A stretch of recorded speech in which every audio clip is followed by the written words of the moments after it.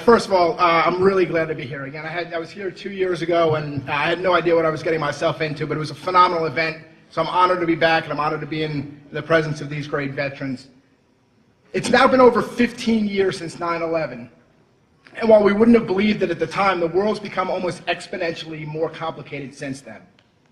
Just a week ago, Time magazine featured a story about the White Helmets of Syria, the volunteer emergency workers who have refused to flee their war-torn country and have instead remained behind, subjecting themselves to unimaginable danger in an effort to save the innocent victims of the violence.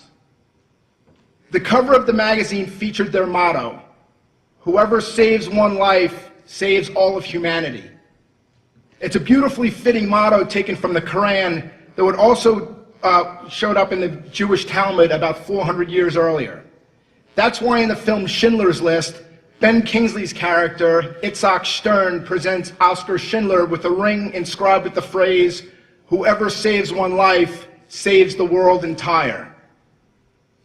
Of course, from a purely physical perspective, either version of this maxim is almost nonsensical. If you were to save my life tonight, and if presented with the opportunity, I surely hope you will, your actions are not going to prevent some member of ISIS from perpetrating whatever plans he has for tomorrow. If you were to save my life or the life of someone else here tonight, you're not going to stop a hurricane or an earthquake from inflicting damage on the population of some far-off village.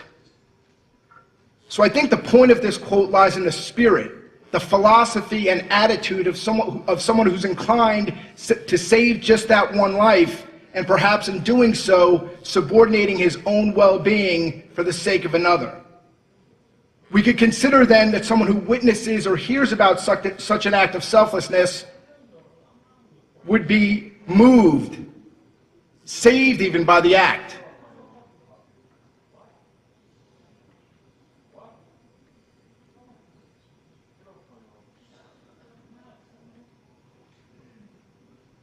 So I guess the point is that in order for the act of saving one life to save all of humanity, the spirit that inspired that act has to catch on. It needs to become contagious.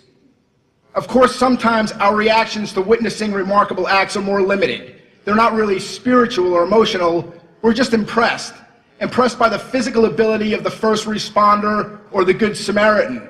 And we ask ourselves, wow, how did he or she do that? But other times, in addition to being awed or impressed by the act itself, we find ourselves humbled by the selflessness required to undertake certain acts.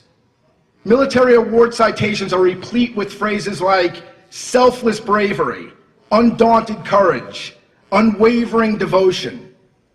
These words describe extraordinary acts, and while the citations, of course, also point out that it was the recipient of the award that demonstrated these attributes, they really talk about the actions themselves, not really the person behind them. Well, I believe that a hero isn't a hero because of what they do or have done. A hero is a hero because of who they are. Of course, it does require action. You can't sit around watching the world go by and think yourself a hero, nor would anyone else consider you to be one. But I don't believe, for instance, that the police officers, firefighters, and emergency workers who sacrificed their lives on 9/11 are heroes because they died, but rather because on that day, like the days before, they went to work to perform a service on behalf of their fellow citizens. So too, the brave men and women who have given their last full measure of devotion in America's defense are not heroes for having died, but for having answered their nation's call. I'm sure most of you know who Stephen Siller is. Some of you may have known him or you know his family. Stephen was a year ahead of me at St. Agnes High School here in Rockville Center, and believe it or not, 32 years ago, he and I were on this very stage together as members of the St. Agnes Drama Club. Stephen is remembered as a hero, and well, he should be. What he did on that morning 15 years ago was beyond remarkable. We should all be awed and inspired by what he did. But Stephen Siller was a hero before he started running through the Battery Tunnel that morning. He was and is a hero because of the man he was. His actions that morning were simply the heroic fruits of his heroic nature.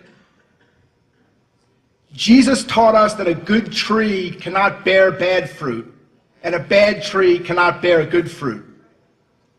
So too with a hero. Another firefighter who heroically sacrificed his life that morning was Sean Patrick Talon.